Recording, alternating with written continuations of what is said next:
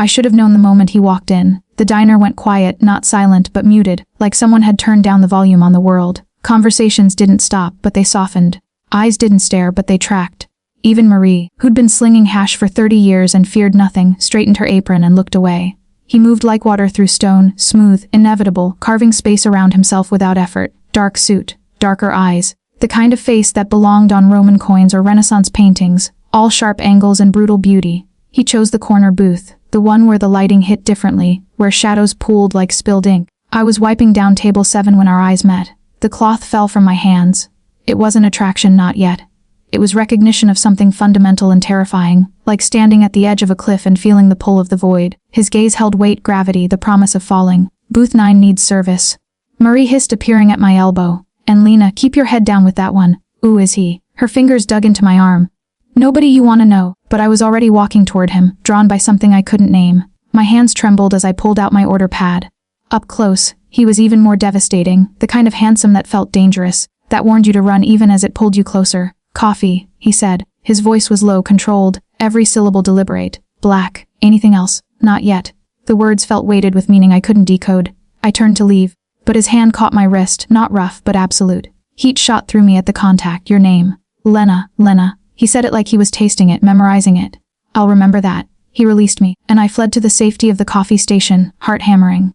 Through the service window, I watched him. He didn't look at his phone. Didn't read, just sat there, perfectly still, radiating a quiet menace that made the air feel electric. That's when I noticed the woman. She'd slipped in through the back entrance, staff only, moving with the careful precision of someone trying not to be seen. Older, elegant even in her obvious distress, wearing clothes that cost more than my monthly rent. She looked at the man in booth 9 with an expression that twisted my stomach. Grief and guilt. She approached my station, and I saw her hands shaking. Please, she whispered, pressing something into my palm. Give this to my son. Don't let anyone see, and when you do, her voice cracked. Tell him to leave.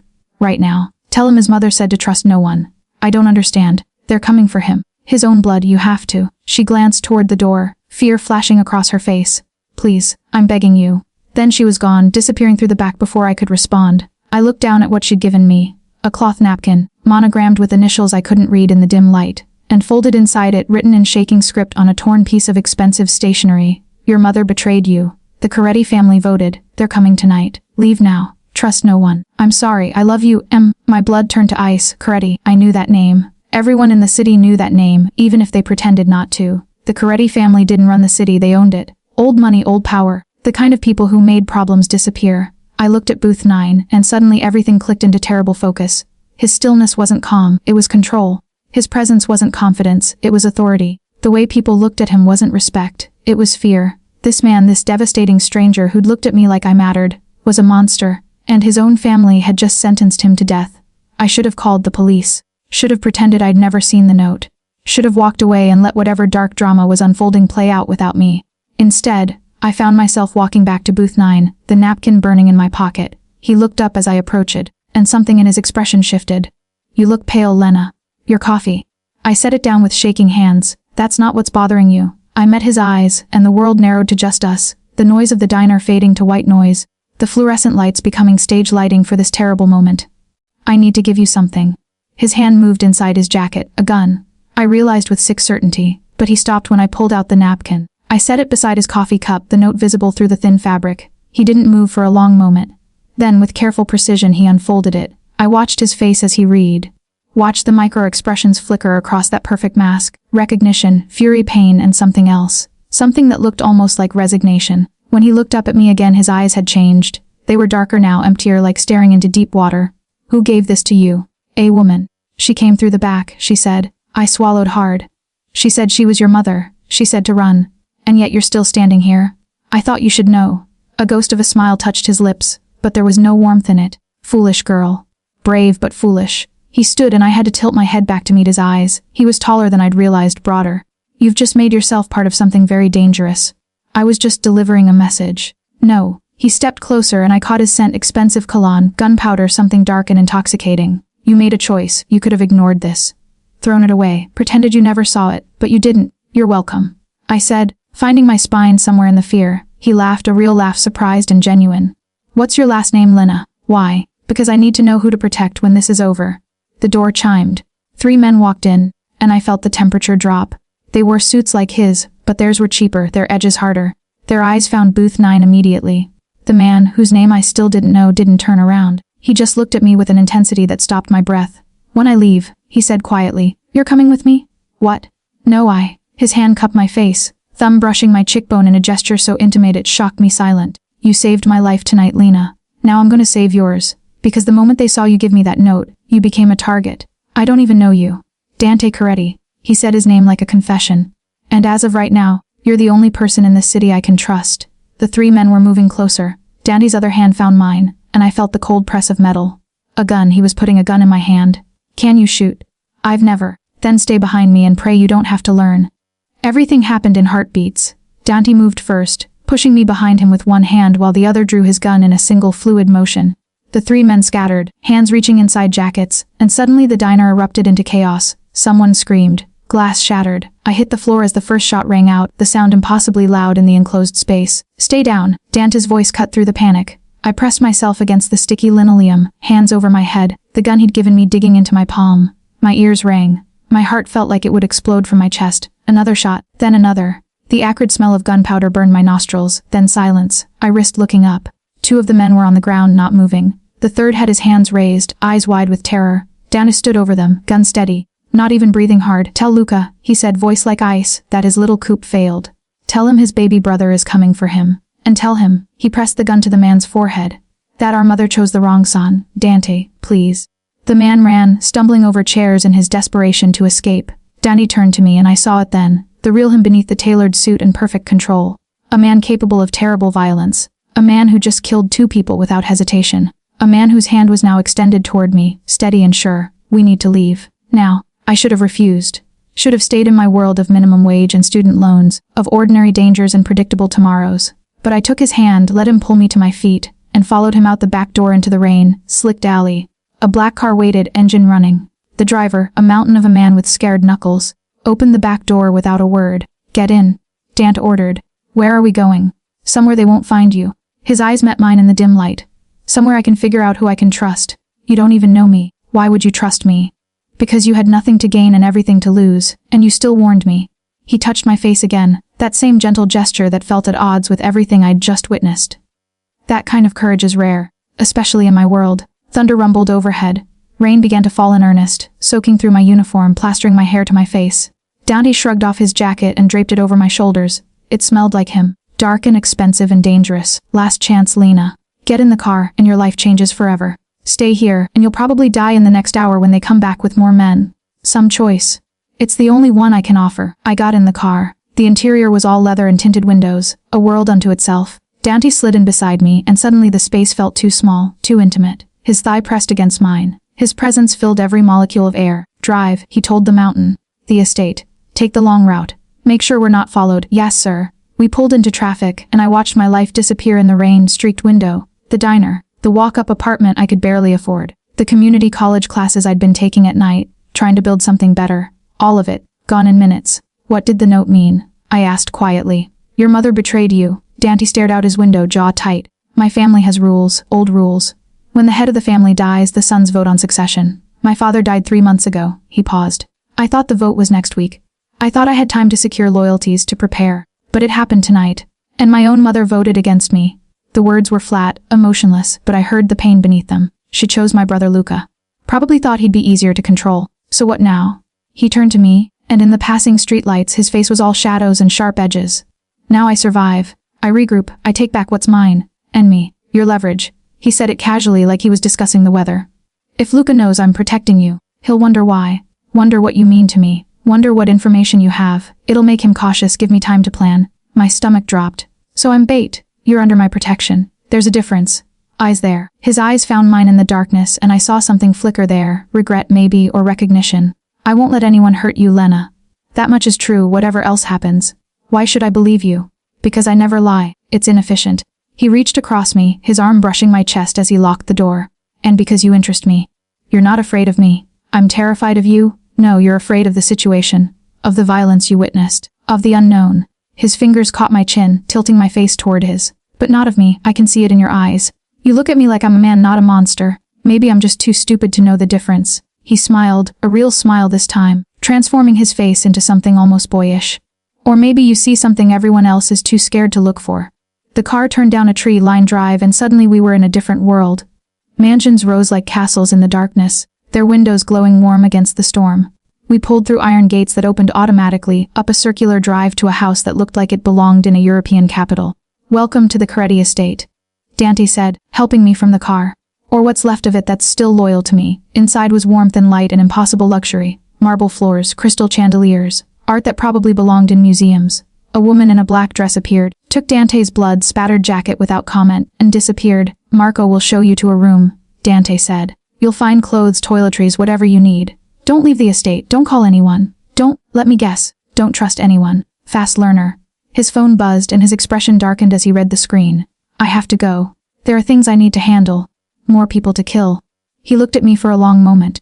Would it matter if there were? I wanted to say yes, wanted to be horrified, disgusted, desperate to escape. But standing there in his world wearing his jacket, still feeling the ghost of his touch on my face, I found I couldn't lie. "I don't know," I whispered. Something shifted in his eyes, heat, hunger, a darkness that called to something equally dark in me. He stepped closer and I could smell gunpowder on his skin, death and danger and something intoxicating. "When I get back," he said softly, "we're gonna talk about why you really gave me that note. I told you. You told me what you think you did it for. But I saw your hands shaking. Saw the way you looked at me." His thumb traced my lower lip. "You felt it too. That recognition. That pull. You're insane." "Probably." He pulled away, already moving toward the door. "But so are you, Lena. Otherwise you'd be running. And we both know you're not going anywhere." The door closed behind him, and I stood alone in a marble palace that felt like a beautiful cage. My heart racing, my body trembling with fear and something else. Something that felt dangerously like anticipation. I didn't sleep. The room they'd given me was larger than my entire apartment. All silk sheets and antique furniture, with a bathroom that could fit a small family. Someone had laid out clothes in my size. Expensive labels I recognized from magazine spreads I could never afford. I paced instead, watching rain stream down floor, tip-ceiling windows, trying to process what my life had become in the span of 3 hours. I was in a Mafia boss's mansion. I'd witnessed a shooting. I'd helped a man escape assassination by his own family. And somewhere in this palace of marble and secrets, Dante Coretti was handling things. A euphemism that probably meant more violence, more death. I should be horrified. I should be planning my escape. Instead, I kept thinking about the way he'd touched my face. The heat in his eyes when he'd said I wasn't running. The truth in his words that I didn't want to acknowledge. A knock startled me from my thoughts. "Come in." A young woman entered, maybe 20, with kind eyes and a cautious smile. She carried a tray laden with food that smelled incredible. "Mr. Coretti thought you might be hungry." "I'm Sophia." "Lena." I watched her set down the tray. "How long have you worked here?" 5 years. Since I was 15. She poured tea with practiced grace. "Mr. Dante took me in when my father died. Gave me a job, safety. He's a good man. He killed 2 people tonight." Sophia's hands didn't falter. "To protect himself." "To protect you. That's what good men do in this world. They protect the people who matter no matter the cost." "This world." I laughed bitterly. "You mean the Mafia?" "I mean family." She met my eyes directly. "The Corettis aren't like other families. Mr. Dante's father, he was old school, brutal. But Dante, he wants to change things, make the business legitimate. Take care of people instead of just using them. Is that why his own brother is trying to kill him? That's why his brother wants power." Sophia's expression darkened. "Luca is like the old man. He thinks strength comes from fear, that loyalty comes from violence. Danny threatens that." Shows moved toward the door, then paused. "He's never brought a woman here before. Not to the estate. Not into his private world. I'm not." I stopped. What was I? I just gave him a warning. Maybe? Sophia smiled. "Or maybe you're the first person in a long time who chose him instead of what he could offer. That means something to a man like Dante Coretti." After she left, I ate mechanically, barely tasting the food. My mind wouldn't settle. Every shadow felt like a threat. Every sound made me jump. Around 3 a.m., I gave up pretending I could rest and wandered out into the hallway. The estate was different at night, quieter but not silent. I heard voices from downstairs, tense and urgent. Footsteps echoed on marble. Somewhere a phone rang and was quickly silenced. I followed the sounds, drawn by morbid curiosity and a need to understand what I'd stumbled into. The voices led me to a partially open door, warm light spilling into the hallway. I shouldn't have looked, but I did. Danny stood in what looked like a study, surrounded by maps and papers and photographs spread across a massive desk. His shirt was unbuttoned, sleeves rolled up, revealing forearms corded with muscle and marked with scars. He held a glass of whiskey in one hand, phone pressed to his ear with the other. "I don't care if he's blood," he said, voice like iron. "Luca made his choice. Now he lives with the consequences." A pause. "No mercy. Not this time." He ended the call and drained the whiskey, and I saw exhaustion in the set of his shoulders, pain in the way he pressed his fingers to his temples. This was the man beneath the power, tired, betrayed, carrying the weight of an empire on his back. Are you going to keep hiding, or are you going to come in? I froze. He hadn't turned around, hadn't even looked toward the door. How did you know I was there? I always know. Now he turned, and his eyes found mine across the room. You move quietly, but your breathing gave you away, and you smell like… He paused. Like rain and cheap soap and something else. Something that doesn't belong in this house. What? Innocence. The word hung between us, charged with meaning. I stepped into the study, and he tracked my movement like a predator watching prey. Couldn't sleep, he asked. Could you? I haven't slept properly in 3 months. Not since my father died and I realized I was surrounded by enemies. He poured another whiskey, then a second glass, held it out to me. Drink. I don't drink. Then tonight's a good night to start. I took the glass, our fingers brushing in the exchange. That same electricity sparked between us, making my breath catch. I sipped the whiskey and immediately regretted it, coughing at the burn. Dante's lips curved. First time. I'm a waitress putting herself through community college. Whiskey isn't in my budget. What are you studying? The question surprised me. Psychology. I want to understand why people do the things they do. Find any answers? I thought I had. I met his eyes. Then I met you, and now I'm not sure I understand anything. He moved closer, and suddenly the massive study felt intimate. The space between us charged with tension that had nothing to do with danger, and everything to do with the way he looked at me. What don't you understand? Why you're protecting me. Why you brought me here instead of just getting rid of a witness. Why you're looking at me like… I stopped, afraid to finish. Like I want you. He said it simply, honestly, no shame in the admission. Because I do, Lena. From the moment you walked up to my table with fear in your eyes and courage in your spine, and then you gave me that note, risked yourself for a stranger, and I knew. Knew what? That you were going to ruin me. Before I could respond, his phone buzzed. He glanced at it, and everything in his expression changed, hardened, sharpened into something lethal. What is it? They found your apartment. He looked up at me and I saw genuine anger there, protective fury that took my breath away. They burned it. Everything you owned. Gone. The glass slipped from my numb fingers, shattering on marble. I stared at the broken glass, whiskey spreading across white marble like blood. Everything. Gone. My photographs. My mother's jewelry, the only thing I had left of her. The textbooks I'd bought, used and highlighted carefully. The little things that made a place home. The quilt my grandmother made. The coffee mug I'd had since high school. The journal where I wrote my thoughts when the world got too heavy. All of it. Ashes, Lena. Dante's voice came from far away. Look at me. I couldn't move, couldn't breathe. The reality of what I'd done, what I'd lost, crashed over me like a wave, drowning me in consequences I hadn't anticipated. Lena. Hands on my face, firm and warm, tilting my head up. Dante's eyes, dark and intense, filled my vision. They burned my life. They burned a building. Things, nothing that matters. That matters to me. The words tore out of me raw and broken. That was all I had. That was my mother, my past, my… A sob choked me.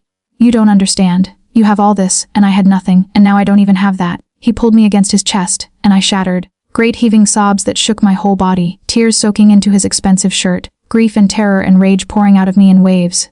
He held me through it, one hand in my hair, the other steady on my back, saying nothing because there was nothing to say. When the storm finally passed, I pulled away embarrassed. Sorry, I got your shirt wet. I have others. He brushed tears from my cheeks with his thumbs. And you have nothing to apologize for. This is my fault. I brought you into this. I chose to give you that note. And I chose to bring you here instead of getting you to safety. I chose to use you as leverage against my brother. I chose. He stopped, jaw tight. I chose to keep you close because I wanted you close. And now you're paying the price. So what happens now? Now I end this. His eyes went cold. Luca crossed a line.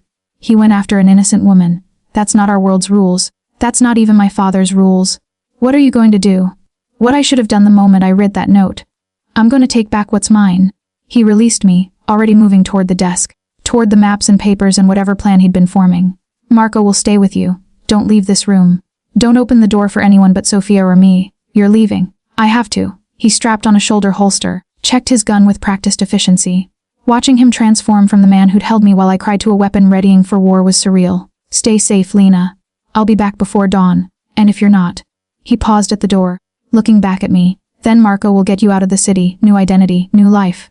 Enough money to start over anywhere you want. I don't want money. I stopped, terrified of finishing. What do you want? The truth rose in my throat, impossible and insane. I want you to come back. Something shifted in his expression, surprise, heat, a hunger that made my pulse race. He crossed the room in 3 strides, caught my face in both hands and kissed me. It wasn't gentle. It was possession and promise, desperation and desire, everything we hadn't said burning between us. His mouth moved against mine like he was claiming me, marking me, making sure I understood exactly what I'd just admitted to wanting. When he pulled away, we were both breathing hard, I'll come back, he said, voice rough. Because now I have a reason to. Then he was gone, and I was alone with the ghost of his kiss and the terrifying knowledge that I'd just fallen for the most dangerous man in the city. Marco arrived minutes later. The mountain from the car, all scared knuckles and cold eyes. He took position by the door, saying nothing, but his presence was oddly comforting. You've worked for Dante long? I asked, needing to break the silence. 10 years. That's all. Just 10 years. You ask a lot of questions.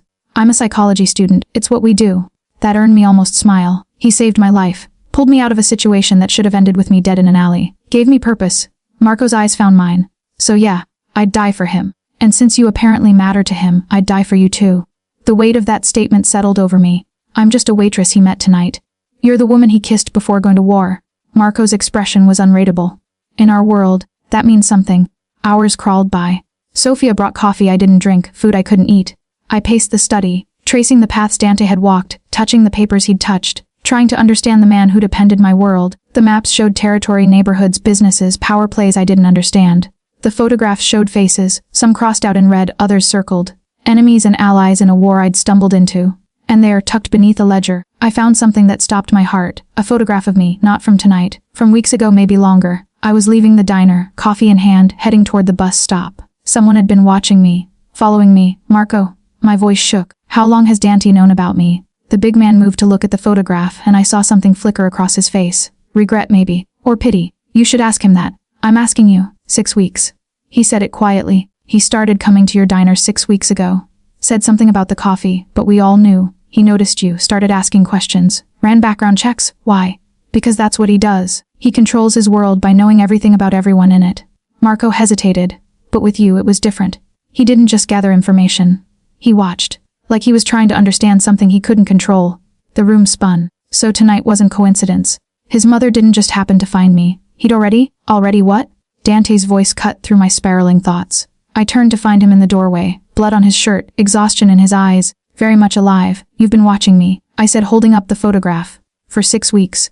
Before any of this happened. Before the note, before the attempt on your life. You knew who I was. He looked at the photo, then at me, and didn't deny it. Yes. The simple admission hit like a fist to my chest. Why? He stepped into the study, and Marco quietly left, closing the door behind him. We were alone with truths that needed saying and lies that had just unraveled. Because, Dante said softly, you smiled at an old woman who couldn't afford her coffee and paid for it yourself.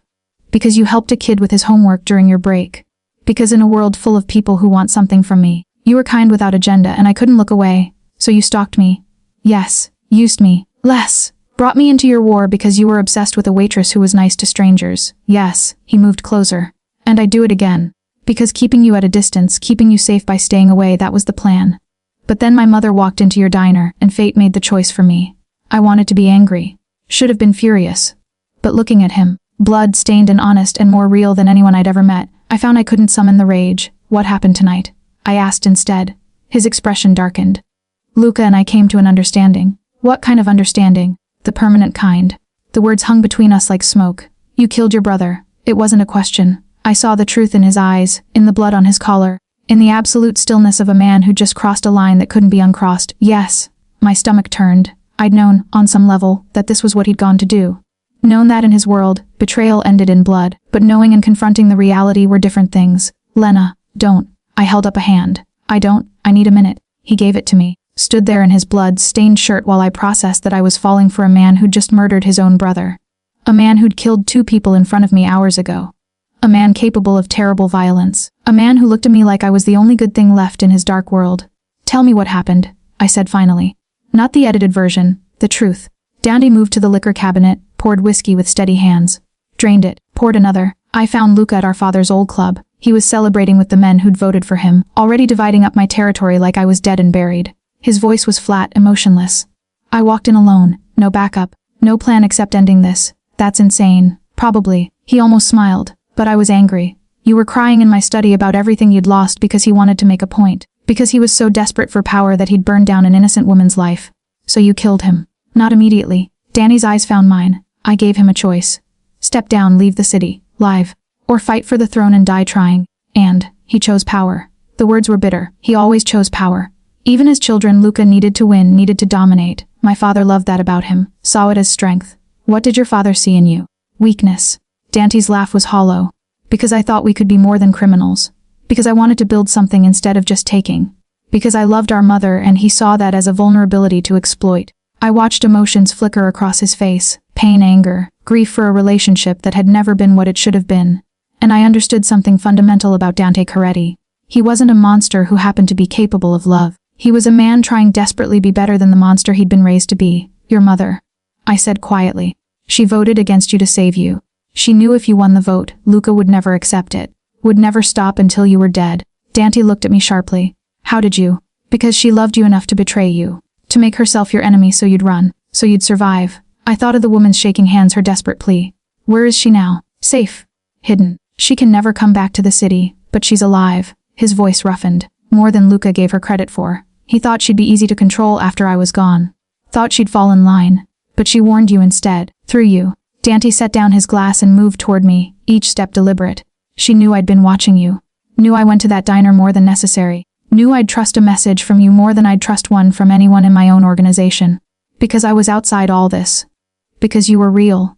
He stopped close enough that I could smell gunpowder and blood and whiskey on him. In a world of lies and power plays and people who'd sell their souls for status, you were real. Kind, honest. I'm terrified of you.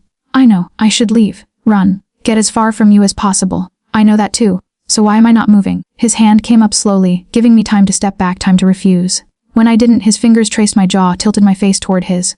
Because you see it too. This thing between us. This impossible, insane connection that makes no sense and feels more real than anything else. I did. God help me, I did. I watched you kill people tonight.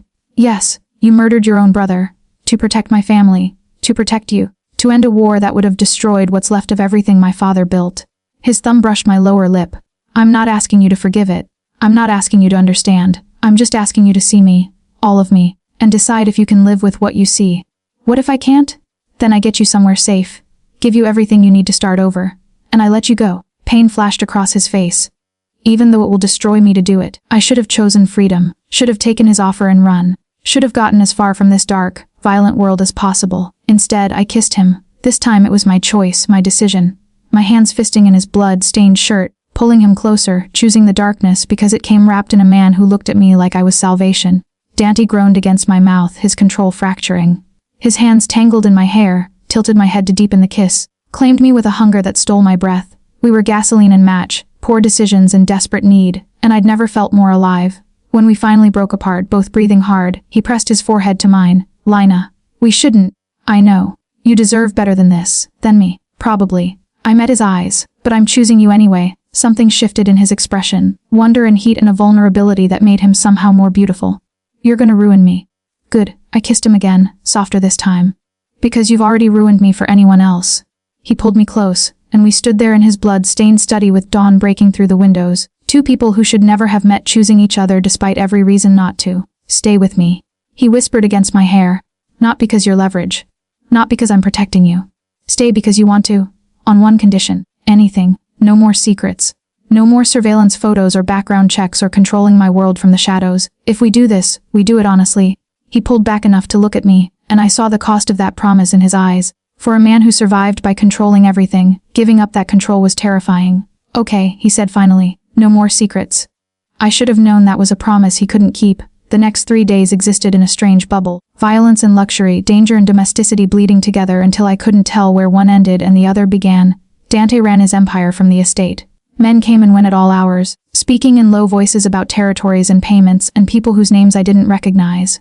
I watched him transform from the man who held me while I cried to the cold-eyed boss who made decisions that probably ended lives. Then back again when we were alone. It should have terrified me. Instead, I was fascinated. You're staring, Dante said without looking up from his paperwork. We were in his study, late afternoon sun streaming through windows, him working while I pretended to read. I'm observing. It's different. Your psychology training. My morbid curiosity about why I'm not running screaming. I closed my book. How do you do it? Switch like that. 1 minute you're ordering someone's execution, the next you're asking me about dinner preferences. He set down his pen, giving me his full attention.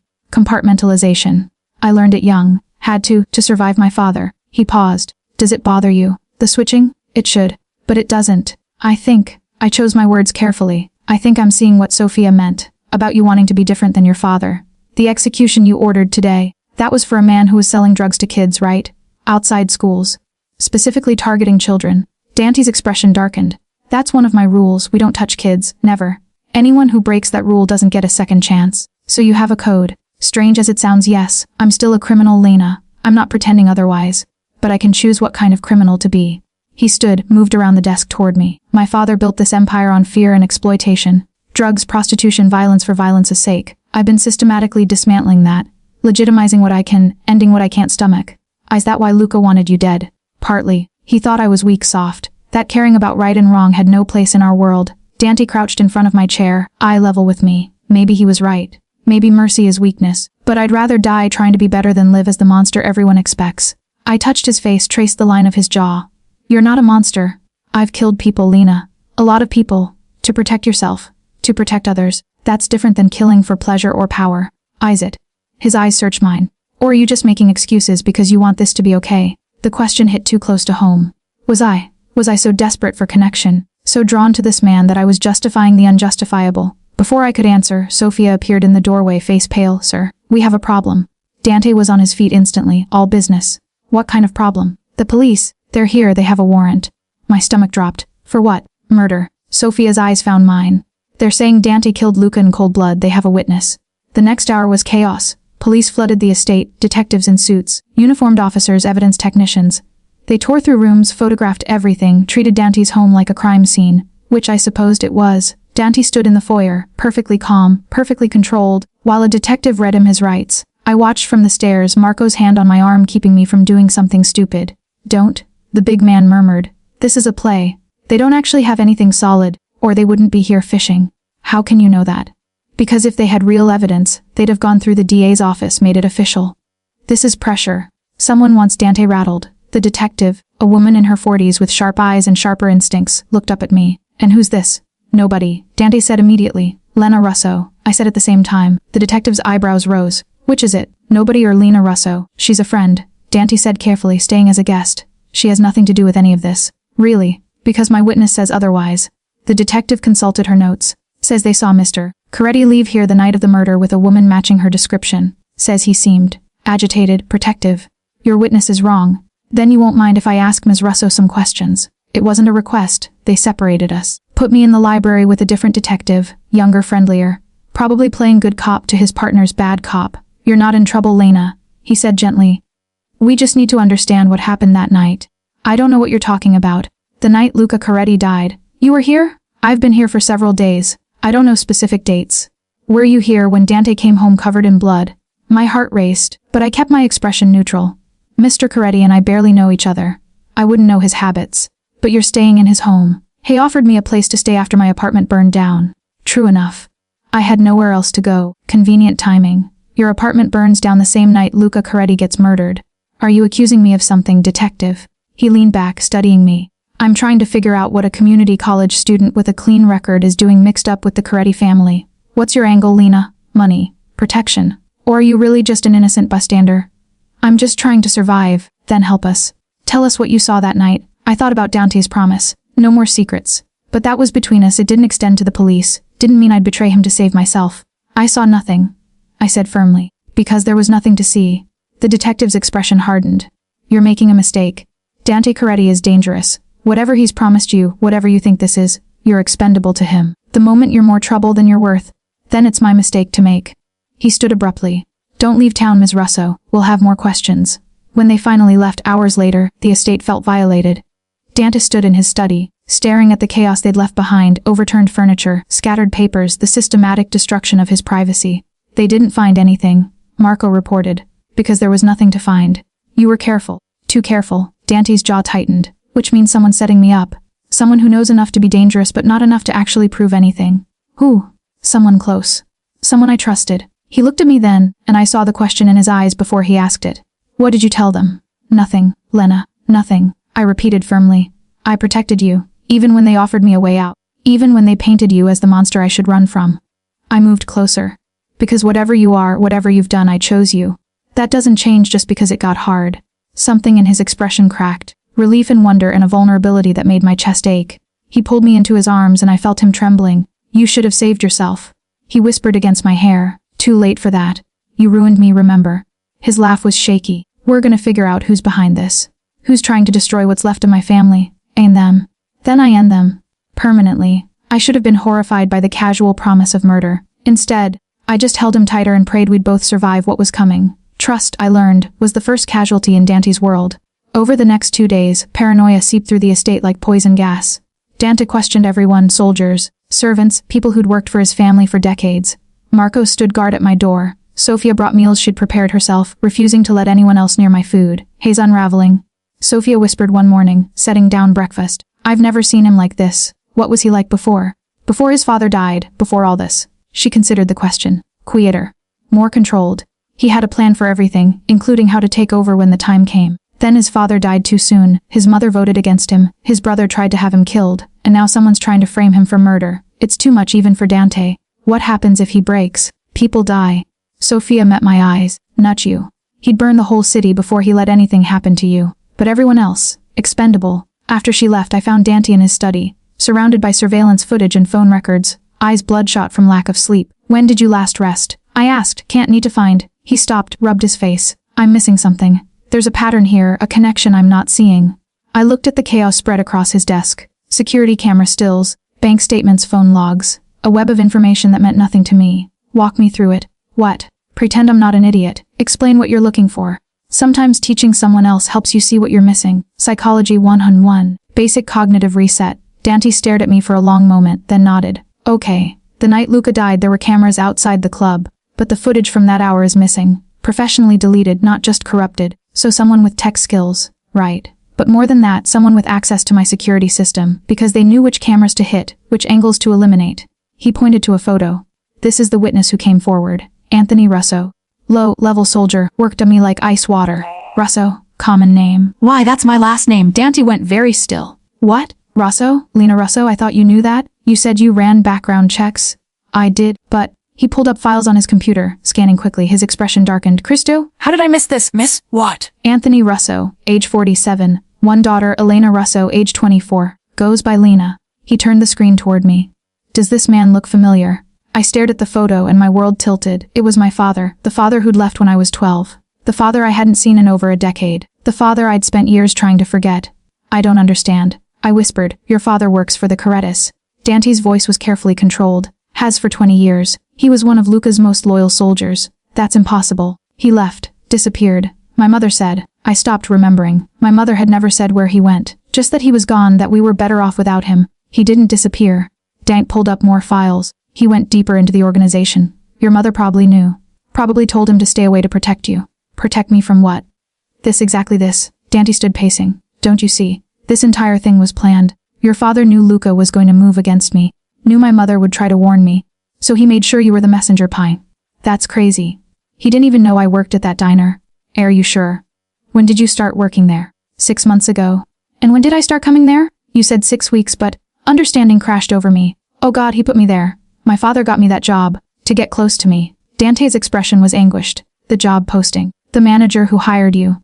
I'll bet if we dig, we'll find Caretti money behind it all. Your father set you up as bait, and I took it. Because you were perfect, innocent, kind, exactly the type of person I'd notice and want to protect. I sank into a chair, mind reeling. So none of this was real. Not my job, not our meeting, not the attraction. Dante crouched in front of me, intense. That was real. Your father couldn't have predicted chemistry, couldn't have known we'd... He stopped. But he knew enough. Knew I'd been watching you. Knew I was interested. How? 'Cause I got sloppy. Let myself be seen. Let myself want something in a world where wanting is weakness. His hands found mine. And your bastard father used my weakness against me. Set you up as the perfect messenger, the perfect distraction, the perfect witness to a crime I committed. But you said the cameras were deleted. Without footage, I'm just a witness claiming I saw something. Which is enough for reasonable doubt. Enough to tie me up in court, distract me from consolidating power, leave the family vulnerable to whoever's really behind this. Ooh, someone who wants the Caretti empire destabilized. Someone who doesn't care that they're using you as collateral damage. Dante's expression hardened. Someone I'm going to destroy. A knock interrupted us. Marco entered, face grim. We found him. Anthony Russo. He's at a safe house on the east side. Dante stood, already reaching for his gun. Get the car. Wait. I grabbed his arm. What are you going to do? What I should have done the moment I saw his name. I'm going to make him tell me who's pulling his strings. He's my father. He used you. Dante's eyes were cold, set you up, weaponized you against me. Father or not, that deserves consequences. Let me come with you. Absolutely not. Dante, I stood, met his eyes.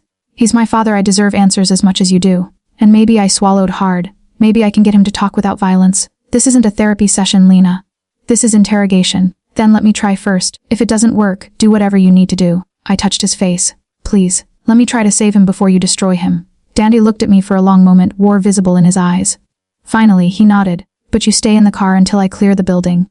And if things go wrong, Marco gets you out. No arguments. Deal. We drove through the city in tense silence, my heart hammering against my ribs. I was about to confront the father who'd abandoned me, who'd apparently spent the last decade working for the Mafia, who'd orchestrated my entire life to serve someone else's agenda. And I had no idea whether I wanted to save him or let Dante end him. The safe house was a run-down apartment building in a neighborhood I recognized from my childhood. Dante and his men went in first, guns drawn, moving with military precision. Minutes later, Marco's phone buzzed. Clear. He's asking for you. I walked into that building knowing everything was about to change. I had no idea how right I was. He looked older. That was my first thought when I saw him. Anthony Russo, the man who'd been my hero until he wasn't, sitting handcuffed to a radiator in a dingy apartment.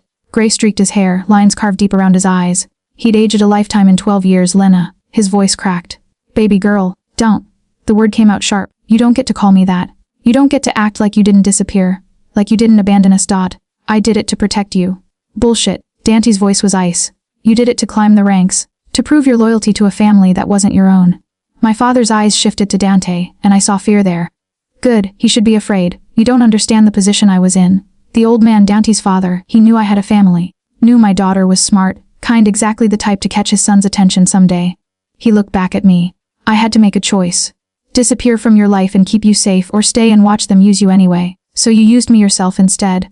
I moved closer, anger burning through shock. Got me a job at that diner. Made sure I'd be there when Donnie started coming around. Set me up as a pawn in whatever game you're playing. I was protecting you? Be putting me in the crossfire. By making me the messenger for a note that started a war. My voice rose. My apartment burned down. I lost everything. I'm living in fear because men with guns want to use me against him. How is that protection? Because you're still alive. My father's face twisted. And you're with Dante, not his brother. Luca would have. He stopped, but the implication hung heavy. Would have what? Dante asked quietly. Dangerously. Used her. Broken her. Discarded her when he was done. That was his way. My father met Dante's eyes. You're not like that. You're like your mother. You protect what's yours. So I made sure Lena became yours. The calculation in it, the cold, strategic manipulation, made me sick. I was a person. I said, voice shaking. Your daughter. Not a chess piece. Not a bargaining chip. I deserved better than this. You deserved a normal life. And I tried. His voice broke. I tried to give you that. Left your mother money. Made sure you had opportunities. Watched from a distance to keep you safe. While working for criminals. While surviving. The Corettas own this city, Lena. You either work for them or you work against them, and working against them gets you dead. He looked at Dante. I chose survival. And when Luca started planning his move against you, I chose the lesser evil. By setting up your daughter as collateral damage, Dana said. Very noble. By making sure she'd be protected when the dust settled. By making sure the man who took power would care enough to keep her safe. My father's chains rattled as he leaned forward. Tell me I was wrong. Tell me you don't care about her. Dante said nothing, but his silence was answer enough. Who else is involved? I asked, changing tactics. Who wanted Luca dead badly enough to frame Dante for it? My father laughed bitterly. You think this is about Luca? This is bigger than one soldier's ambition. Then what's it about? Power. Real power. The kind that comes from dismantling the old families and building something new. He looked at Dante. Your father built an empire on fear and violence. You want to legitimize it, make it clean. But there are people who don't want clean. Who need the chaos to thrive. Names, Dante demanded. I don't have names. I'm too low level for that. But I know there's a network. People embedded in your organization, in the police, in City Hall. People who've been waiting for the Coretti family to tear itself apart so they can pick up the pieces. And Luca was their puppet. Promised him power if he eliminated you, never planning to let him keep it. My father's expression darkened. Your mother figured it out. That's why she voted against you, not because she wanted Luca to win, but because she knew the vote was rigged, knew that whoever won would be walking into a trap. The pieces clicked into place. The convenient witness. The missing footage. The police warrant that came too fast based on too little evidence. They're trying to destabilize the family entirely, I said slowly. Create enough chaos that the power vacuum becomes permanent. Smart girl. My father almost smiled. Just like your mother. Don't talk about her. You don't have that right. I loved her. I still love her. Leaving you both was the hardest thing I ever did. Then why not contact us? Why let us think you were dead? Because the moment I reached out you became leverage. As long as the Corettas thought I had no family, no weakness, you were safe. He looked at me with something like pride. But you grew up strong anyway. Became exactly the kind of woman who could survive in this world, even without my protection. I don't want to survive in this world. I stopped, because I didn't know what I wanted anymore. Normal had died the night I gave Dante that note. Safe was an illusion I'd been living under, and the man standing behind me, lethal and protective and impossibly mine, represented everything I should run from. You want him, my father said quietly. I can see it, the way you stand near him, the way you defend him even knowing what he is. His more than what he is. Maybe. Or maybe you're seeing what you want to see because the alternative is too terrible to face. My father's chains rattled again. Either way, you can't go back. The moment you walked into his world, you became part of it. The only question now is whether you survive it. Dandy's phone buzzed. He glanced at it and his expression went cold. We need to leave. Now. What's wrong? The estate's under attack. The drive back was a blur of sirens and screeching tires. Dandy made calls in rapid-fire Italian, his face a mask of controlled fury. Marco drove like a demon, weaving through traffic. I said suddenly. She, safe. She got out with the other civilians. Dante's hand found mine, squeezed hard. This is the move. The real play. While we were chasing down your father, they hit my home. Who's they? I'm about to find out. We pulled up to the estate to find it engulfed in flames. Fire trucks surrounded the property, fighting a losing battle against an inferno that had clearly been designed to destroy everything. Danny stood before his burning home, watching his past turn to ash, and I saw something shift in him. The last remnants of the man who wanted to be legitimate, who wanted to build instead of destroy, burning away with the marble and crystal. They made a mistake, he said quietly. They showed me they're willing to destroy everything, which means I don't have to hold back anymore. He turned to Marco. Call everyone. Every soldier, every ally, every person who owes me a favor. I want this city locked down. I want every rat flushed out. And I want whoever ordered this brought to me alive. Sir. Alive, Marco. Because I'm gonna make them regret the day they decided to make an enemy of Dante Coretti. He looked at me then, and I saw the monster everyone feared staring back. I'm sorry, he said, for bringing you into this. For letting you see what I really am when there's nothing left to lose. What are you going to do? His smile was terrible. Burn it all down, and build something new from the ashes. War came to the city like a plague. Over the next 48 hours, Downey dismantled his world piece by piece, hunting for the serpent at its heart. Businesses were raided. Bank accounts frozen. People disappeared in the night, some to safe houses, others to graves. The police tried to intervene and found themselves hamstrung by corruption they'd thought they controlled. Dante moved through it all like a force of nature, beautiful and terrible, rebuilding his empire from blood and ash. And I watched, horrified and fascinated, as the man I'd fallen for became the monster everyone had warned me about. We'd taken over a downtown hotel, the penthouse suite, secured by an army of loyal soldiers. It was luxurious and impersonal. Nothing like the estate that had briefly felt like home. You should eat, Sophia said, setting down a tray I wouldn't touch. He needs you strong. I'm a distraction. You're his anchor. She sat beside me. Without you, he'd have gone full scorched earth by now. Killed anyone even remotely suspicious. But he holds back because you're here. Because he knows you're watching. Because he wants to be better than his father, even now. I don't think I'm enough to stop what's coming. Maybe not. But you're enough to make him want to try. After she left, I wandered the suite, restless and afraid. Through floor to ceiling windows, I watched the city below, lights twinkling innocently, people living normal lives, unaware of the war being waged in their shadows. I found Dante on the balcony, 40 stories above the street, smoking a cigarette. I didn't know he smoked. Old habit? He said without turning. From before I became respectable. Are you still trying to be respectable? No. He took a long drag. Turns out respectability requires things I don't have anymore, like mercy, like restraint. I moved to stand beside him, felt the wind whip my hair.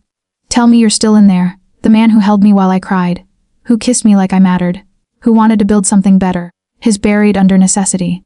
Dante finally looked at me, and his eyes were empty. I found them, Lena. The people behind all this. The network your father mentioned. They've been working for months to destabilize the family. And you know what the worst part is? What? They were right to try. My father's empire was built on exploitation and violence. Luca would have been worse. Even me trying to legitimize everything, I was still perpetuating a criminal dynasty. He flicked the cigarette away. Maybe they were doing the city a favor. So what are you going to do? In them anyway. Because right or wrong, they used you. Burned my home. Killed loyal people. And that requires a response. Revenge. Justice. He turned to face me fully. In my world, they're the same thing. And after, when everyone who wronged you is dead, what then? I don't know. The admission cost him. I used to have a plan. 5 years to legitimize the major operations. 10 years to transition completely. Become just another business empire with a questionable past. He laughed bitterly. But that required playing by rules that don't exist. Required believing that people could be reasoned with. That showing mercy meant something. It does mean something. Then why am I standing in a hotel instead of my home? Why did an innocent woman lose everything because she showed kindness to the wrong person? His hands cupped my face. Why are you in danger because I was selfish enough to want you? Because the world is broken. Because people are cruel. Because I stopped searching for truth in the chaos. Because love exists in impossible places, and sometimes that's enough. Is it love? His voice was raw. Or just survival instinct dressed up in pretty words? I kissed him then, not gently, not tentatively, but with every ounce of certainty I had left. Kissed him like I could pour my answer into his mouth, prove through touch what words couldn't convey.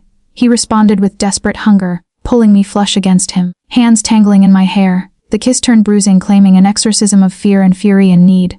When we broke apart, both breathing hard, his eyes had changed. Still dark, still dangerous, but alive again. Present. Come inside, he said roughly. He stopped. I need you, Lena. However I can have you. I let him lead me back into the suite, to the bedroom with its king-sized bed and city view. He closed the door, locked it, turned to face me with an intensity that stole my breath. Last chance, he said. After this, there's no going back. No pretending this is temporary or circumstantial. You'll be mine in every way that matters, and the world will know it. I stopped being able to go back the night you kissed me before going to war. Something shifted in his expression, possessiveness and tenderness warring for dominance. He crossed to me slowly, giving me time to change my mind, time to run. I didn't move. His hands found the hem of my shirt, lifted it slowly. I raised my arms, let him strip it away. His fingers traced my skin like he was memorizing me, learning the geography of my body with reverent focus. You're so beautiful, he murmured. So perfect, and so far from anything I deserve. Good thing I don't care about what you deserve. He laughed against my neck, the sound vibrating through me. Reckless girl, foolish, brave, perfect girl. His mouth found mine again, and this time there was no restraint, no holding back. We came together in a tangle of need and emotion, shedding clothes and inhibitions, letting the world narrow to just us. He lifted me onto the bed, followed me down, his weight pressing me into silk sheets. Every touch was deliberate, purposeful, designed to make me forget everything except the feel of his skin against mine. Tell me you want this, he said against my throat. I need to hear it. I want this. I want you. All of you, the good and the terrible and everything in between. He entered me slowly, watching my face, giving me time to adjust. The sensation was overwhelming, physically, emotionally, spiritually. Like every wall I'd built was crumbling, leaving me raw and exposed and completely his. We moved together in perfect rhythm, building toward something that felt like salvation and damnation combined. His hands worshipped my body. His mouth swallowed my cries. His eyes never left mine, holding me captive even as pleasure built to an unbearable crescendo. When I shattered, he followed, my name a prayer on his lips. After we lay tangled together, hearts still racing. Reality slowly filtering back in. I love you, he said quietly. I know it's too soon. I know it's impossible. But I love you, Lena Russo, and whatever hell is coming, I need you to know that. Tears slipped down my cheeks. I love you too. God help me, I do. He kissed them away, pulled me closer. Then we face what's coming together. As partners, as equals, in the Mafia, in everything that matters. He tilted my face toward his. I'm done pretending to be something I'm not. Done trying to be legitimate or respectable or anything except what I am, a criminal in love with a woman too good for his world. If you'll have me exactly as I am, then we'll build something new, something ours. And if I won't, then I let you go. And spend the rest of my life regretting that I wasn't strong enough to be what you needed. I thought about it, really thought about walking away, going back to normal, pretending the last week had been a nightmare instead of an awakening. But normal had never fit quite right. And this man, this impossible, dangerous, beautiful man, felt more like home than any place I'd ever lived. I'm staying, I said, not because I'm trapped, not because I'm scared, but because I choose you, I choose this. Whatever comes next, we face it together. His arms tightened around me. Then God help anyone who tries to take you from me. Outside, sirens wailed. The war continued. But in that moment, wrapped in Dante's arms, I felt safer than I had in years. I should have known peace never lasts in the darkness. Dawn broke over a city on the edge of transformation. Dante had called a meeting, not just his soldiers, but representatives from every family, every power player, every person with a stake in the old order. The hotel's ballroom had been transformed into a war room, and as I watched from the wings, I saw the future being negotiated in real time. The old ways are dead, Dante announced, standing before an audience that feared and respected him in equal measure. My father's empire was built on blood and exploitation. My brother would have perpetuated that. But I'm offering something different? What? Someone challenged. Legitimacy. We've heard that before. No. Truth. Dante's voice rang clear. I'm not pretending to be legitimate. I'm acknowledging what we are, criminals, yes, but criminals with power to shape this city. The question is whether we use that power to destroy or to build. He laid out his vision, consolidation of the fractured families, elimination of the drug trade that preyed on children, legitimate fronts that actually functioned instead of just laundering money. It was ambitious and idealistic and probably impossible, and I watched hardened criminals lean forward, listening, considering. What about the traitors? Someone asked. The ones who tried to take you down. Already handled. Dante's expression went cold. Anyone who participated in the conspiracy had a choice, leave the city or face consequences. Most chose to leave. And the ones who didn't, won't be a problem anymore. The room went silent. Everyone understood what he wasn't saying. What about your father's debts? Another voice called. His obligations, honored or renegotiated fairly. I'm not asking for forgiveness. I'm offering a fresh start. Dante's eyes swept the room. For everyone willing to build something better. The meeting lasted hours. Deals were struck. Alliances formed. The foundation of a new order laid in whispered conversations and handshake agreements. When it was finally over, Dante found me in our suite, exhaustion written across his face. Did it work? I ask. Maybe. We'll know in a few days whether they actually follow through or if this was just posturing. He sank into a chair, pulled me into his lap. How are you holding up? I called my mother. He went still. And told her I was safe. Told her I'd found Dad. Told her. I swallowed. Told her I was with you and that I loved you and that I wouldn't be coming home. How did she take it? Better than expected. Turns out she knew what Dad was involved in. Knew I'd eventually cross paths with your world, she said. Tears pricked my eyes. She said she trusted me to make my own choices. That she raised me to be strong enough to survive whatever came. She sounds like an impressive woman. She is, and she wants to meet you. Eventually, when things are safer. Dante laughed quietly, meeting the mother. That's very normal relationship territory. Nothing about us is normal. No, but it's ours. He kissed my temple. I have something for you. He pulled out a small box, handed it to me. Inside was a key. What's this? A building. Downtown. Safe, secured, yours. He met my eyes. I can't give you the estate back. Can't undo the violence you've witnessed. But I can give you a place that's just yours. Where you can finish your degree, build your life. Choose every day whether to be part of mine. Dante. I need you to have options, Lena. Need to know you're staying because you want to, not because you have nowhere else to go. I set the box aside, cupped his face in my hands. I have options. I've had options this whole time, and I choose you, every day, every moment. Not because of what you can give me, but because of who you are when the world isn't watching. And who's that? Someone who wants to be better. Someone who protects the people he loves. Someone who killed his own brother, but cried when he thought no one was looking. I pressed my forehead to his. Someone worth fighting for, worth staying for, worth loving even when it's terrifying. He kissed me then, soft and slow and full of promises neither of us could guarantee we'd keep. But we'd try. God, we'd try. 6 months later, the building Dante gave me became a community center. I used his money, our money, he insisted, to create something good from the wreckage. GED programs, therapy services, job training. All the things that could have saved my father from his choices, offered to the next generation before they had to make the same ones. Dante legitimized more of his operations, slowly transforming the Coretti Empire into something that wouldn't land him in prison. It was messy and imperfect and constantly threatened by old guards who wanted the brutal status quo. But it was progress. We lived between two worlds, his penthouse in the sky, my building on the ground, splitting time between power dinners and community meetings, between the man the city feared and the man I loved. Sophia became my right hand, helping run the center. Marco became Dante's underboss, enforcing the new rules with the same efficiency he'd used for the old ones. My father reached out once from wherever he disappeared to. A letter, no return address, asking if I was happy. I wrote back one word, yes. And it was true. Was it perfect? No. Did I sometimes wake up terrified that I'd made a terrible mistake? Absolutely. Did I question the morality of loving a man who'd killed people, who still operated outside the law, who would always be dangerous, every day? But I also saw him with the kids at the center, carefully patient as he taught them chess. Saw him donate anonymously to causes that mattered. Saw him wake from nightmares reaching for me, needing my presence to ground him in something good. And I knew that people were more than the sum of their worst actions. That love could exist in darkness without being consumed by it. That two broken people could build something whole together. One evening, as we stood on our balcony watching the sun set over the city, Dante pulled me close. Do you ever regret it? He asked quietly. That night at the diner. Giving me that note. Choosing this life. I thought about the waitress I'd been. Scared, small, living half a life because I was afraid to want more. Thought about everything I'd lost and everything I'd gained. No, I said honestly. Because that choice led me to you, and you led me to myself. The version of me that's strong enough to love you and still demand you be better. The version that can stand in your darkness and not lose her light. You make it sound heroic. It's not, it's just love.